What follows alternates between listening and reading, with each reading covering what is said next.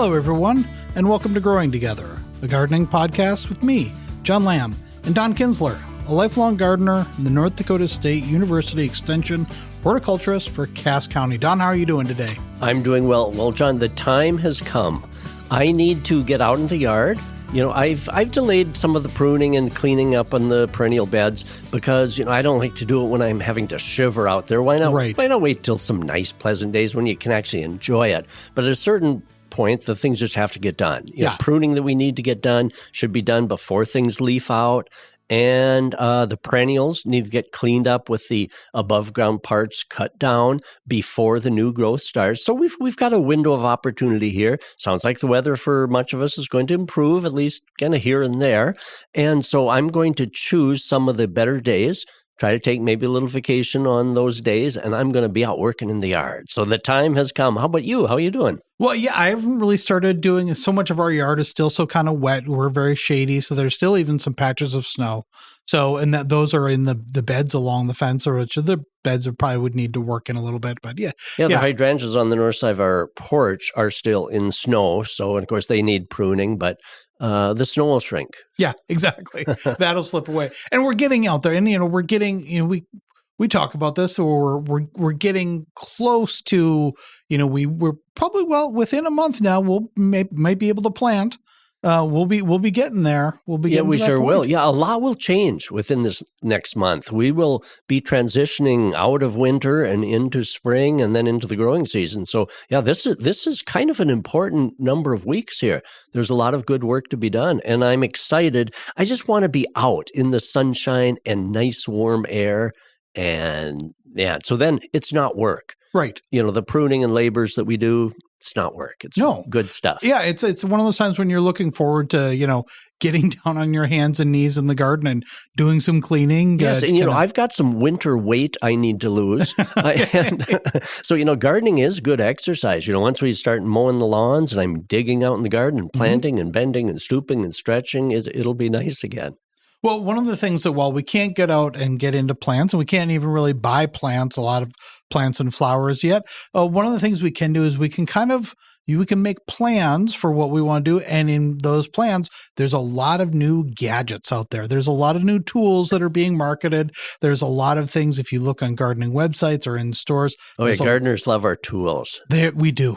And because we're always looking for something that'll make things easier, makes it kind of streamline the process, or make it cleaner. Yes. And so we're going to look at some of the things. There's been some good improvements on things. There really has been. And, you're tempted to think of the garden weasel and these as seen on TV things. Yes. There are some things that are maybe fads and that you can kind of tell may not last. But some of these ones that we're going to talk about maybe are more on the trend side, and these trends may stick around. Yeah. Did you ever buy one of those? I think they were usually blue. I don't know. Maybe they were 3 feet high. They had kind of prongs down on the base, and you took it and you kind of twisted it. Like, ever try that in heavy baked clay soil? I can't imagine it would work. So some of those trends didn't last long. I think you can still get them in the right soil. I'm sure they're a lovely tool. Right. And there are some people with the garden weasel that swear by that, but again, if your soil is in the right composition, I'm sure they work beautifully. So we're going to talk about some of that on today's show. But before we do that, you've got a letter to you that you wanted to read. We want to help diagnose a plant problem. Yeah. And again, thanks for everyone who does write in. Well, Kristen writes, I'm sending a few photos of my holiday cactus. I'm finding entire arms that have fallen off, as well as single leaves. I've tried repotting, watering less frequency, watering more frequently, moving around the house every couple of weeks, and it still looks sick. My houseplants are doing beautifully, but this one, not so much. Well, thanks, Kristen, for writing. And she sent a photo. And, of course, I'm going to kind of describe. I noticed Kristen referred to it as a holiday cactus. And when we're looking at the photo here, but the stem pads, which is kind of, she calls them arms, but the pads, the sections, on these, you can see very pronounced prongs coming out, and that puts it into the Thanksgiving cactus category.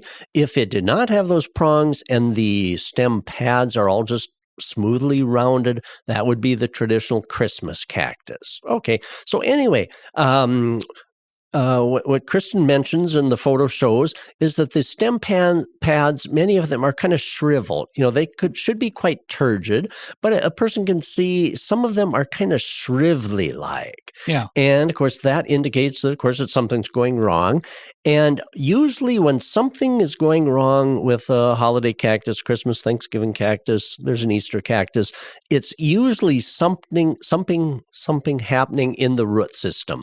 As she mentions, she checked out too wet, too dry, moving it around the place. I see that it looks like it's in good potting mix. I can see the white perlite for good drainage down in the mix there. And so she's tried different things, but usually when that shriveling happens, it is something down in the root system. And of course, in the root system, it depends on how you're watering it and how the soil uptakes. But the first thing that I noticed on this is it is sunk down in the pot. The distance from the top of the rim of the pot down to the soil is quite deep. And I think we might have talked about this in past episodes here, but I've noticed over time, a number of years, it finally occurred to me when I was getting photos of plants that were not doing well, houseplants, I noticed a correlation between plants that were too deep down into the pot. They have too great of a head space. There's too much of a space between the rim of the pot and the top of the soil. They've got a deep head space. And I notice on this pot, too, instead of just enough space at the top for a water reservoir, usually maybe a half an inch, I think the photo indicates it's probably sunk down at least almost, an inch, maybe even 2 inches. A little hard to gauge from the photo. But I've noticed that correlation of houseplants not doing well if they've got that deeper than recommended head space, it's called. Okay, so what happens when you've got too deep of a headspace? Well, air can't flow across the surface of the potting soil, so it doesn't dry out as good. That protected space down there, since air isn't flowing across, there's more chance of rotting. Insects can kind of hover down in there.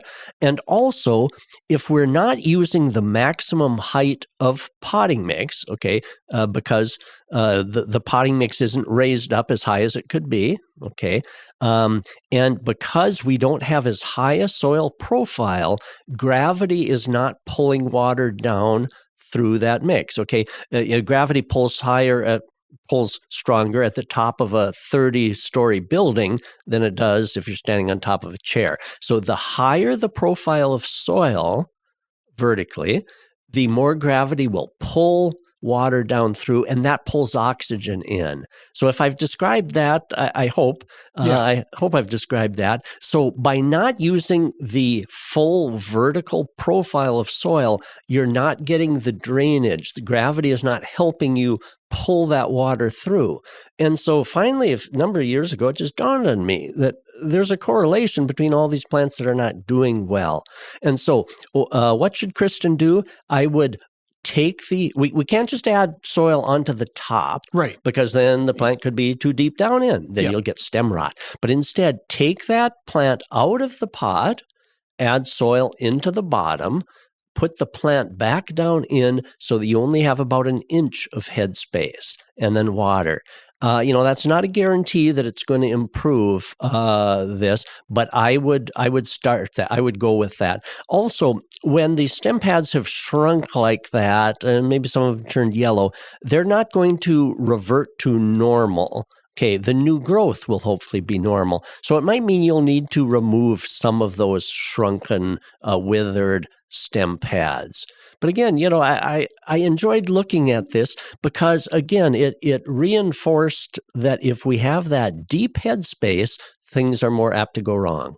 And with, these holiday cactuses, Thanksgiving, Christmas, and Easter cactuses, they can last and last and last. So it's worth the investment to try to fix a heritage plant. Yeah, to try to fix this plant, to try to fix this problem, rather, with something as simple as you said, just basically repotting it in its own pot, but adding more more mixture to the bottom, right? that So it doesn't rests have up that higher. deep head space, and so then that can help improve the drainage and the tendency for them not to like whatever watering regime you're doing. Yeah. And of course, because these holiday cactus have such a waxy coating, it does mean they do like to be more on the dry side because they can hold moisture within that waxy coating. But also, the holiday cactus are not a desert cactus. They're actually a tropical cactus that lives up on trees in the rainforests. But since they're living kind of in the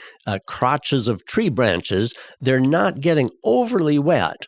So they're used to being a bit dry up in that area and kind of getting rain when it rains. Right. And so a fascinating question. And thank you, Kristen, for sending that in. Yeah. And so people have other questions for you if they have plant problems that they're looking to fix or plant identification, anything like that. What's the best way to reach you? Send me an email, donald.kinsler, Kinzler, donald.kinsler@ndsu.edu. All right. Well, now we talked about at the beginning of the show that one of the things that we're seeing out now, because we can't quite go out and buy our plants and flowers and get them in the garden yet, but one of the things we can do is we can kind of equip ourselves. We can make sure that we've got all the tools we need, the gadgets we need to have a good gardening season. Yeah, I bought some new stuff. Right. Yes, that I've wanted for a long time, and I finally invested in some. And when I say invest, if you buy high quality tools, they can last generations. Right. I've still got some things that, I've got my grandmother's pitchfork because it was so well made, and I'm as frugal as the next guy. But with tools, I'm tired of buying things and then throwing them away. And so with tools, I want the good stuff that is going to make my gardening easier and the tools that will last. Yeah. And so we were looking around on some retail websites, trying to find some things that were out there, and then also trying to, things that we know that we've used, that we've seen, looking at some items. And one of the ones that came across, we were talking about things that last a lifetime. Well, this is labeled a lifetime bottle opener trowel. I don't know if this is something that, we're talking about we like our tools to last. We also need to be selective because we don't have infinite space in my tool case and in my garage. Well, yes. And I don't know if a bottle opener trowel is going to make the cut. I'm llooking at that. And of course, with a trowel, you've got the wooden handle and then you've got the metal part. And the blade, the bottle opener thing has it looks like kind of a slit in the metal portion, the digging portion right in the middle. So the picture shows you locate that slot over the Coke or the pop bottle top and snap off the bottle. A bottle opener. It's a bottle opener, and I gotta say, if you've been out working in the garden and are needing a refreshing drink, whatever that would be, the last thing I think I want to use is something I've been digging in the dirt to do that. Well, you'd probably want to pause and wash that trowel. Yeah, exactly. Or just not delay use your thirst. Yeah, or just not use it. Yeah. This one I thought was kind of an odd one. I'm not sure I'd pay extra to get a bottle opener on a trowel. So I appreciate the lifetime bottle opener as maybe this is like a Father's Day gift idea. You give the gift to dad, you think he's going to be barbecuing or drinking. Sure. And maybe gardening, gardening along like the line. But I don't know I don't think this will be making it into my rotation.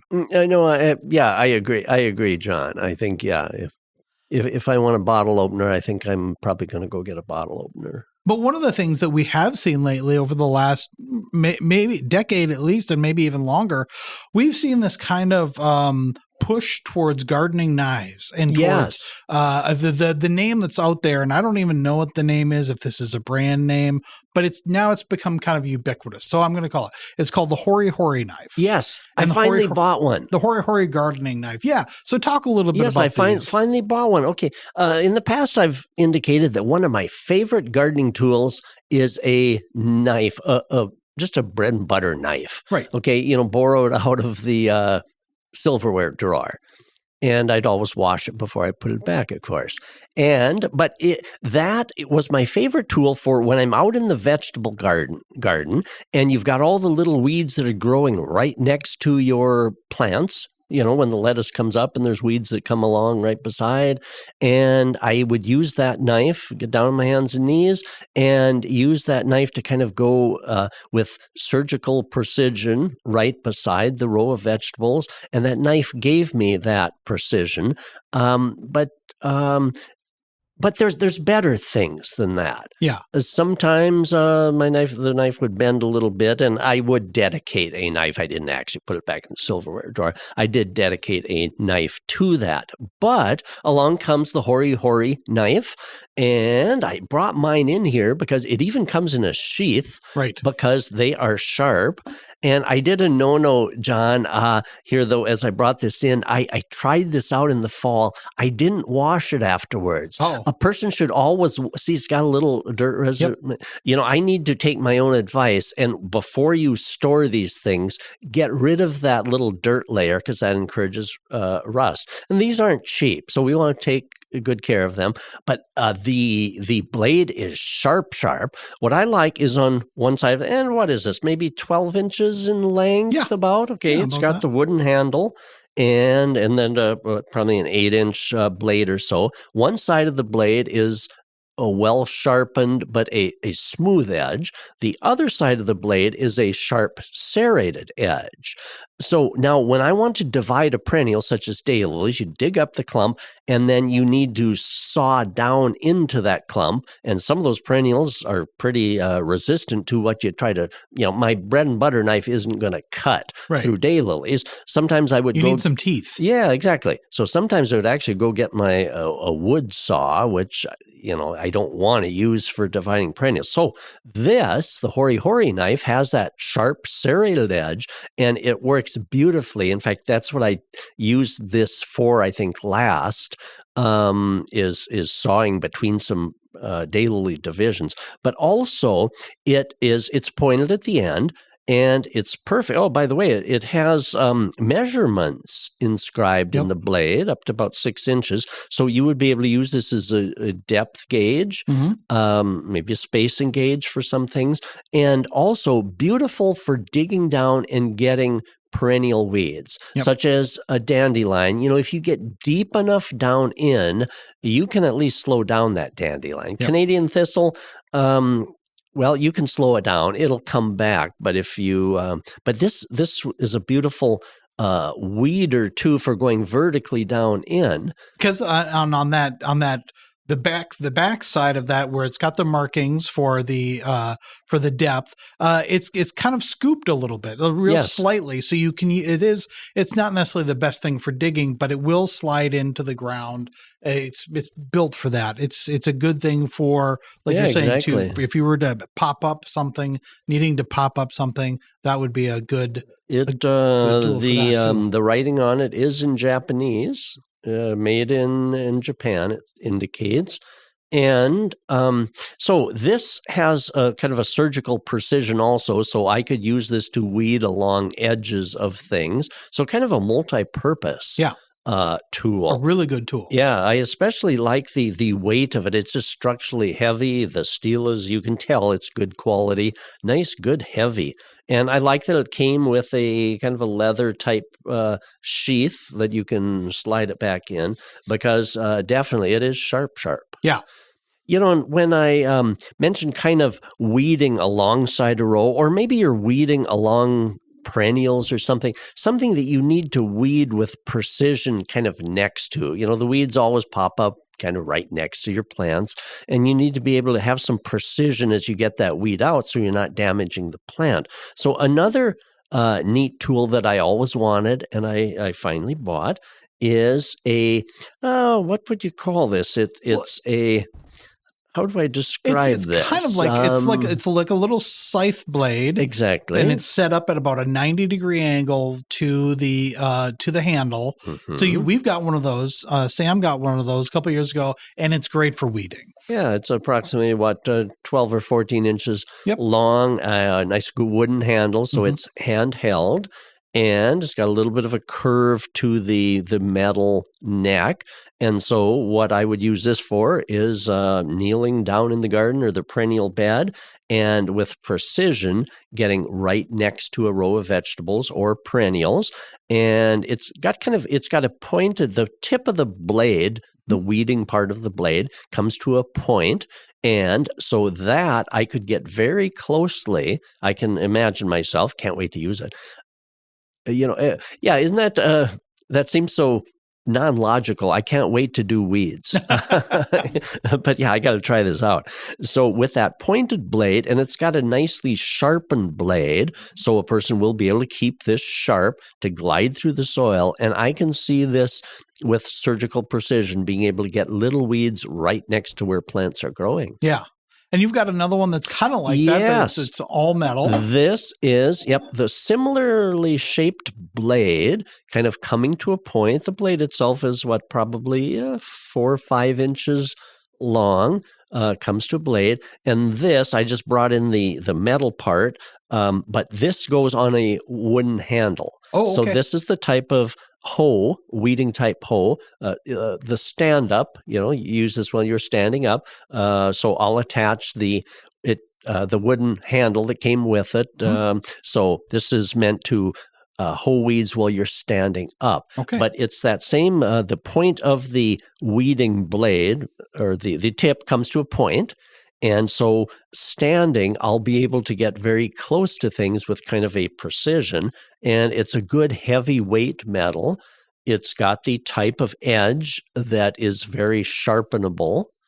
And I'm excited to use this. It just the wooden handle came separated from the metal portion, and then you just insert a screw and put it together. Yeah.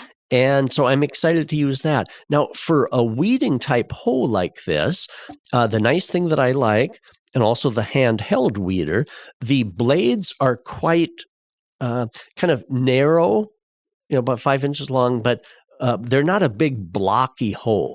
For weeding and skimming through the soil and getting weeds when they're tiny, we don't want a big boxy blocky hoe, right? Because when you try to weed with those, they pull along, a gallon of soil with them. You want to be able to kind of glide through the soil. And these thin type sharp blades, pointed, just glides through the soil so much easier, nipping those little weeds when they're tiny.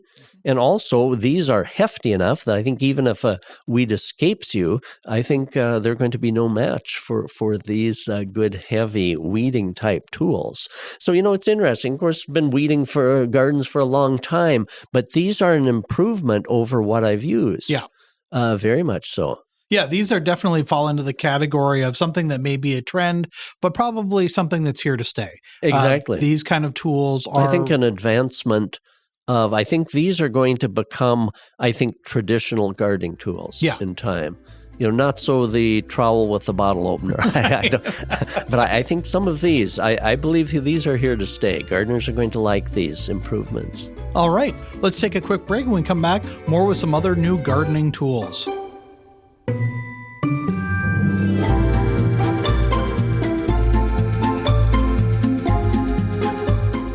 Get 6 months of local news for just $2. You get unlimited access to the news and information you need to stay connected to your community. Visit inforum.com/subscribe to get 6 months of local news for just $2. All right, we're back and we're talking about some new gardening tools that we're seeing, that we've seen, and then we've noticed maybe on some prominent gardening websites. There's always, we've done this before. We've done shows around the holidays of like garden gift ideas. Give to gardeners for Christmas. Yeah, yep. And so, but we thought we would look at like some. Yeah, right now when we're actually going to be getting out in the garden is a good time to kind of assess our tools and what we need. Yeah. And so one of the things that came up, one of the things that I came across, I wanted to get your thoughts on. This is an in-ground worm farm composter. And at first, so what we're looking at is basically this is kind of a bucket with a lid on top, and there are slits along the side so that you dig a hole, you put this in-ground composter in the ground, so it's ground level or slightly above, and you put in your scraps, Sure. not food scraps, but necessarily vegetable scraps or leaves or something like that. And then you probably add some worms. You get your composting worms, and you kind of let them go to town. And it's kind of, in a way, out of sight, out of mind, because it's in the ground, so it's not maybe the eyesore that my composter is in the back. Big black thing that's just kind of big plastic thing. It's just Sure, and it's got a lid on it. It looks like it's got some slits in the side, so there'll be kind of water, moisture, transition. And so it's kind of an interesting thing. And first of all, I looked at this and I thought, yeah, that kind of makes some sense. But now looking at it more, I gotta kind of wonder, well, if it's in ground, that means you have to get down on your hands and knees to turn over that compost to get it to help with that. And also, you're probably going to have to get down on your hands and knees and put your hands in there. You can't use, this isn't big enough, it doesn't look like, to get in there with a garden fork or a pitchfork and really give it a spin. This is, at first I thought that this was a great idea. Now I'm kind of wondering. I imagine it would probably work. I'm sure, the theory of it, I'm sure is good, because there are two things that happen with compost that need to happen with compost that many of us shirk a little bit. Okay, one of those, the compost has to be kept moist, for it to decay and for the good bacteria and fungi and all that to do their decomposition thing. And so sometimes it's hard to keep it moist enough while it's decaying. Yeah. Again, with the lid and buried down in the ground, I think it'll probably keep it nice and moist. And then also the other thing that oftentimes we don't do enough is turning the compost. Right. That's why those barrel type that you rotate, you can spin it, they do kind of the turning for you. Some of us get kind of busy and we don't always get back to that compost pile to use your pitchfork and turn it over and rotate it so it continues to decay. Otherwise, it's just kind of the lower part that decays quickest. Yeah. And so, you bring up a good point, John, is with that in-ground compost, are you going to be able to take off the lid, get a fork or something down there, mix it up a bit so it'll decompose? And that'll be interesting. Yeah. I'm not sure if this is really There's a lot of composting gadgets, aren't there? Everywhere from, countertop composting to, the barrel type. And so there's a lot of composting ideas on the market. Yeah. Well, here's another one that came up. And we're seeing a lot of the square planting or square seed square planting. Foot gardening. Yeah. It was developed a number of years ago by a great gardener, Mel Bartholomew. He wrote books and developed a whole program on square foot gardening. It's a way to get an intensive amount of produce out of a fairly small area. Yeah. So it is the basis of that idea is you divide your raised planter in most cases, your raised planter divided into 1 foot square, 12 inch by 12 inch squares. And then within that square, they've developed that square foot method that tells you within that square how many lettuce plants will ideally produce. Is it 6 or 12 or whatever? Okay. How many radishes within that square? Maybe it's 12 radish plants that would grow. A pepper plant maybe needs 2 squares. A tomato plant probably 4 square. But anyway, okay. So how do you once you have investigated that square foot gardening method, and it tells you how many carrot plants to put into that square. Okay, how do you do that? So it looks like that square template is going to help you with the spacing and things to get the proper amount of vegetables in that square space. Yeah, this particular one. So there's a number of square plant templates out there now. This particular one, it also comes with a little dibble. So sure. you lay this down in your plot in your area, and then you use the dibble to create the holes. And then this one even has kind of a little funnel and a little tool to pour the seeds into the funnel. So there's a lot of parts to this. You can see that over time some of these parts may get lost, but the idea of having this template is pretty handy. And I can see that, especially for new gardeners or people who want to try this out, this could be really handy. This could be a good thing.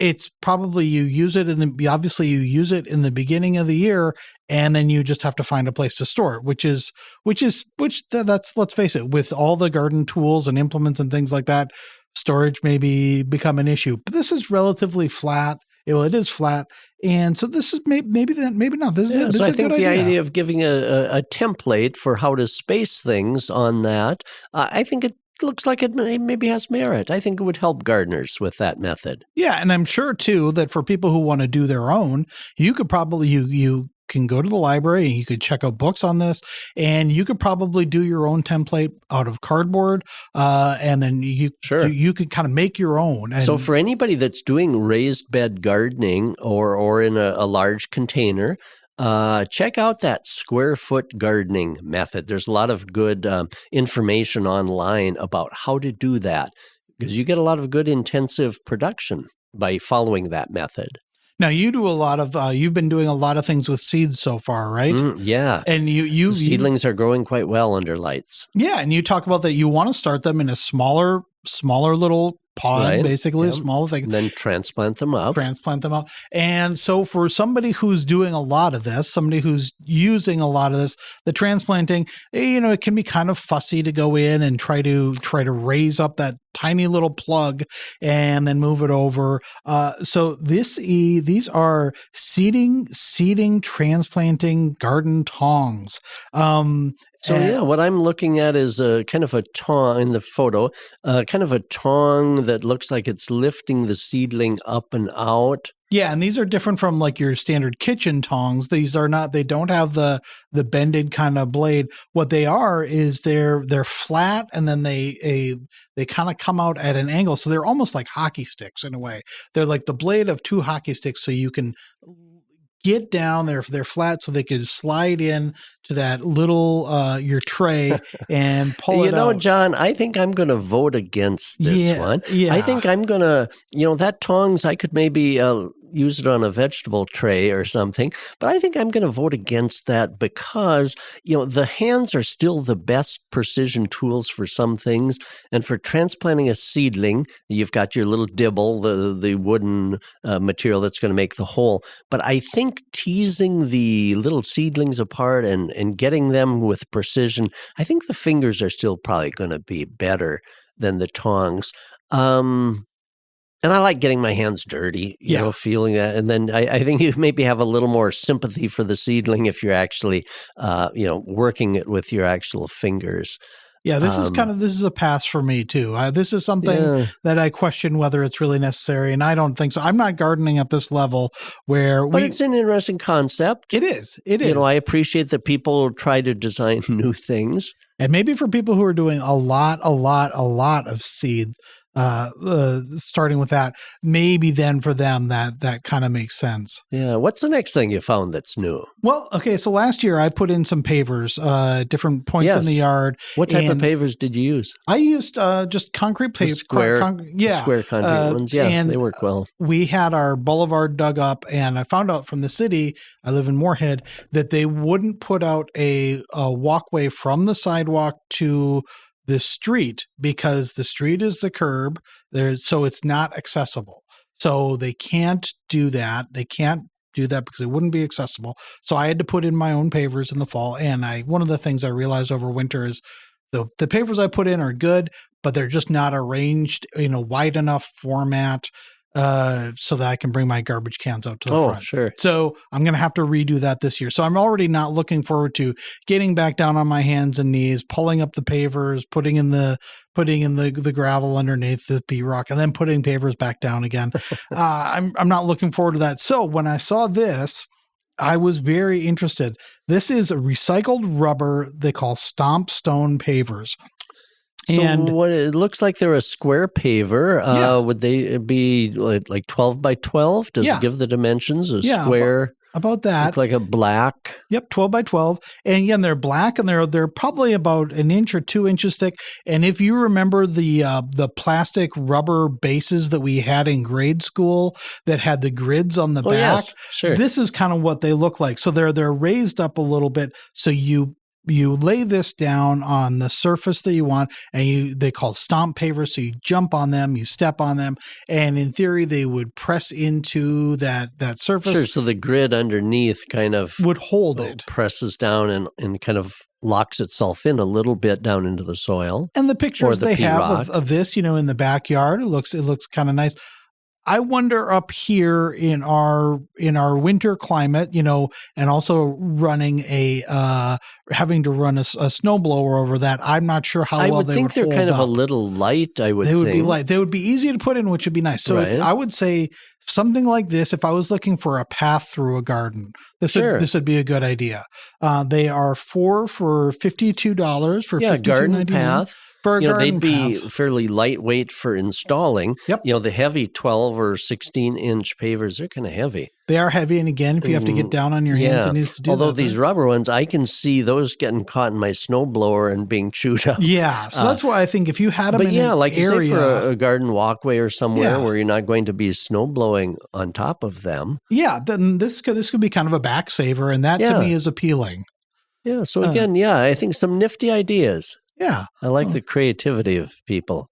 Yeah, and kind of any little things that help. This is one that this definitely falls under the category of gadget. Yeah, so what is this next one? Well, so I have my friend Jody is very much big into gardening, and I asked her, what tools are you really excited about? What have you seen?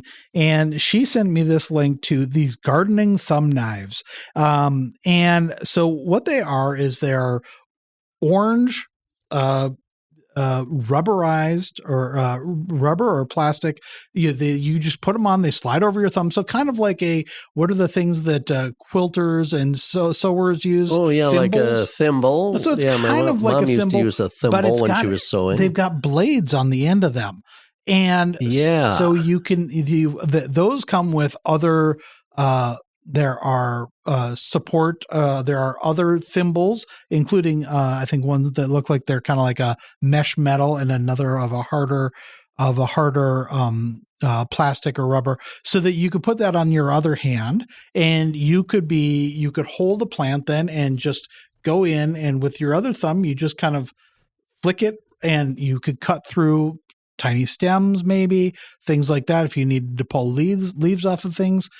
I don't trust myself with this idea. I think I would hurt myself. You kind of read my mind, John. I was thinking, a thumb knife could be kind of dangerous for me, I'm thinking. Yeah. But, I could see, as you were describing it, I could see like in a commercial greenhouse where you're having to pinch back or cut back many plants. Yep. I could see that going along and flicking your thumb with the thumb knife, flicking those plants, I could see that would work well for cutting them back. So I can see the use for that. Me doing my garden chores with a thumb knife, on one hand, and me doing some other things with the other, I think could be dangerous.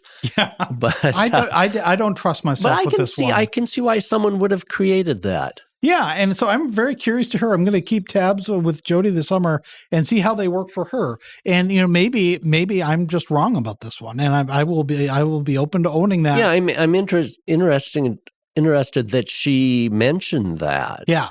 Kind of a home gardener mentioning that like that. Well, what have we got next? I'm looking at a picture with some hoses, garden hoses, all coming off a multi-unit. Well, we know. What do you call that, John? Well, it's what we're looking at is let's see, what do they have a name for it? It attaches to the outdoor water spigot. So the spigot, and then this is a 4-pronged outlet. Yes, so I've actually got one of these because you have 4 valves too. I do, yes, because at the back of our house, we don't have a sprinkler system, so I had 4 hoses, at the back of our house, the water spigot. I had a hose running north, one south, one east, and west, so I had all 4 hoses, and so instead of having to attach and detach, I saw at the hardware store, and this is probably available online, I saw I think it was kind of called maybe a manifold type thing, so it attaches onto the water spigot, but then off of that, it has 4 branches. And on each of those branches, you attach your 4 hoses. Each has its own little individual shut-off switch. So instead of having to attach and detach my 4 hoses, I leave them attached to this manifold. So if I want to go water what's up north, I turn on the water spigot, turn on the little individual spigot to the hose going to the north. Valve. Yep. And so it actually works well. I've seen these that just have 2 prongs, 2 spigots coming off of the one, so that if you have hoses going in 2 different directions, you can attach them both, leave them attached, and turn each one on as you need it. Yeah. So you have this is you have a much bigger yard and a much bigger garden space than I do. So this I look at this for me and I'm like, well, I don't know if I really need all that. So it depends on the individual and the space that One thing that I found that you can't do, you can't turn on the main spigot and then turn on all 4. There's not enough water pressure coming out to feed 4 lines all at the same time. Okay. And so, in fact, I can tell if I forgot to turn on one and I go to water the one on the north side, and if one of the others is on, I'm not getting water pressure where I want it. So then I go back and look, oh, shoot, I forgot to turn off that little thumb valve to the other one. So, so whether you need 4 or even 2, it is a good little contraption. Well, and along with this, and I should say too, I'm sure at some point this summer we will do a whole show on watering. Yes, because it is the most important thing to stay on top of with your garden. Yeah, but that'd be a good one because I'm so tired of buying cheap hoses too. Right. Again, quality. So let's do a podcast on watering. Well, so another thing, like with the kind of the starting with the faucet, starting with the spigot. The other thing is that timers. I see a lot more things for timers. Do you do a timer? I don't. So these timers, then they will hook right up to your spigot, and then so that you can set that. And so it's like having a sprinkler that'll go on at a certain time. Yeah, exactly. I've seen gardeners use those with great effect. Yeah, or you could do it with something like another thing is drip lines or drip tape. Do you use those? I do.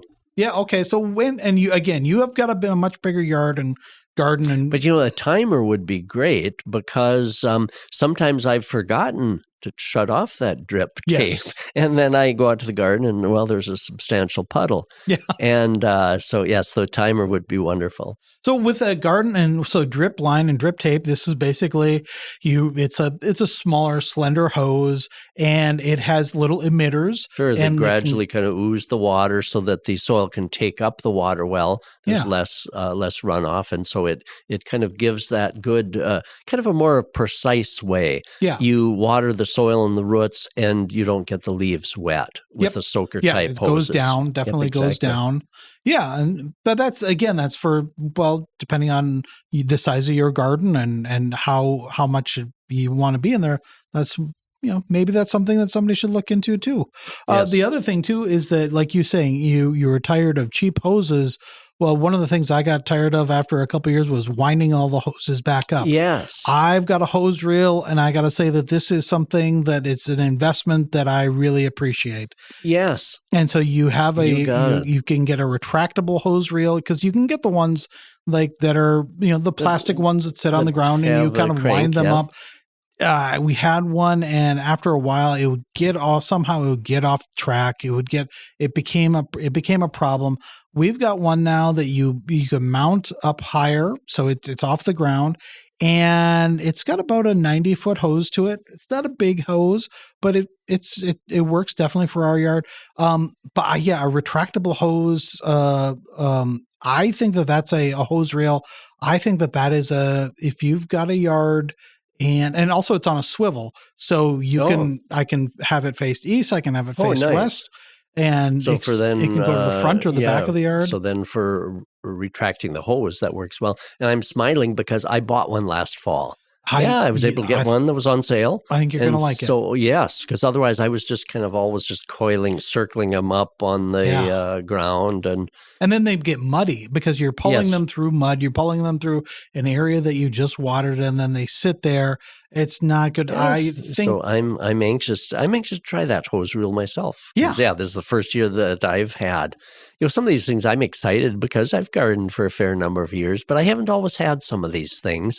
And so, it's fun to add some of these things to our gardening collection. Did you have any others there? I've got a couple. I've got one or two others. Yeah, what do you bring? My garden kneeler. Yes.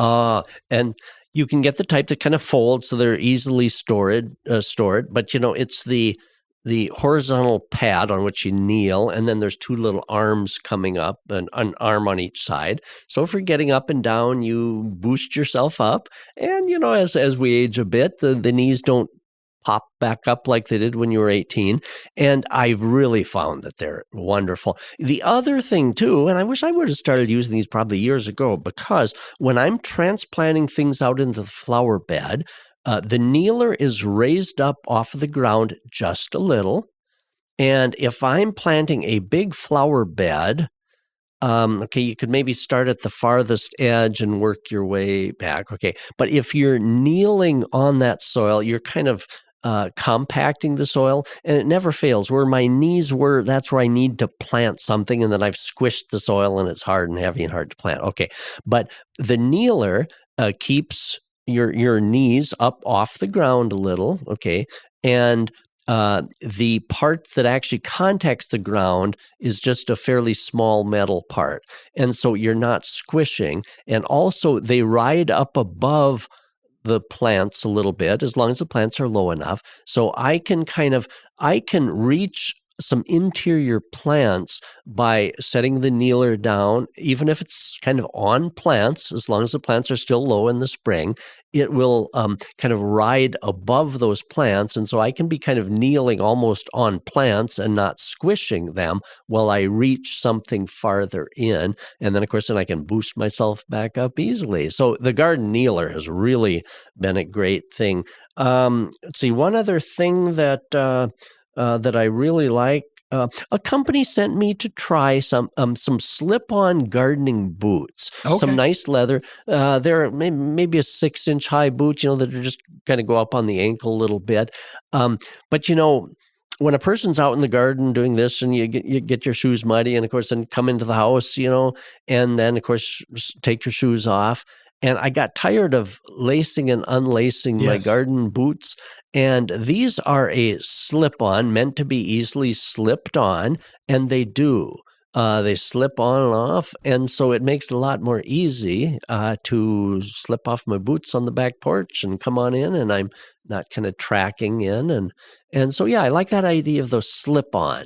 That is pretty handy. Yeah, that's pretty exactly. nice. I know kind of gardening clogs have been on, they've been around for quite a while, but these are an actual boot that I can wear and slip in and out of easily. And the other thing they've been around forever, but is a good quality wheelbarrow. Yeah. With a decent sized tub. It's interesting when we're talking about new things, and kind of the last item here is I've noticed a new concept is called a summer sled. Okay. It looks like kind of a plastic type sled, or kind of a tub, sled shaped tub. Yeah. And a rope at one end. Kind of like these plastic sleds. Little toboggans kind of. A snow type sled. Yeah. But I've seen the pictures of them being pulled across, whether it's a load of firewood or you've got plants in it.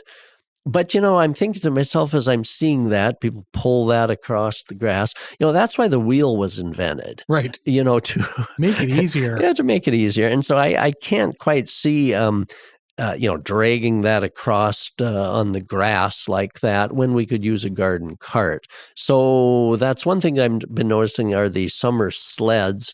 I think I'm going to opt for a wheeled cart or a wheeled wheelbarrow. And the wheelbarrow too is just it's a back saver on some things. We will buy a lot of bags of mulch and bags of soil, and instead of having to heft those over my shoulder, mulch isn't that heavy. but it just becomes kind of awkward and it, leans against your neck. Plop a couple into the wheelbarrow. You can lift that up. You just with your, you just lift it up with your knees, a little bend of the knees. It's much easier on the body. You can get it to the place that you want. Yeah, off you go. The people that invented the wheel, they had something, that just lasted. I get a kick out of whenever I use something with a wheel. I use a dolly too. Yep. I've got a dolly, a hand cart, and sometimes for hauling bags of rock or even mulch or something, either the wheelbarrow or that hand cart dolly, just works so well. So many good labor saving. When you think of something like that, I think of the phrase "work smarter, not harder," and yes, that is definitely. That's what it's been fun today to talk about some of these gardening tools and equipment that really do make our gardening work easier. Yeah, so if people have their own that they'd like to share, if we missed something that a listener is very fond of or the listener has spotted and they want to know what you think, what's the best way to get a hold of you? Yeah, again, send me an email, donald.kinsler, Kinzler, @ndsu.edu. And I'd love to hear about some of your favorite gardening tools. Yeah, that could be fun. It would be fun to hear from people who have had experience with maybe the thumb razors, the thumb garden blades, or people who have other different ideas and things that they really like. And we can share them on one of our future podcasts as well. That'd be great. Well, Don, thanks again for coming in. Thank you, John, and thanks everyone for listening.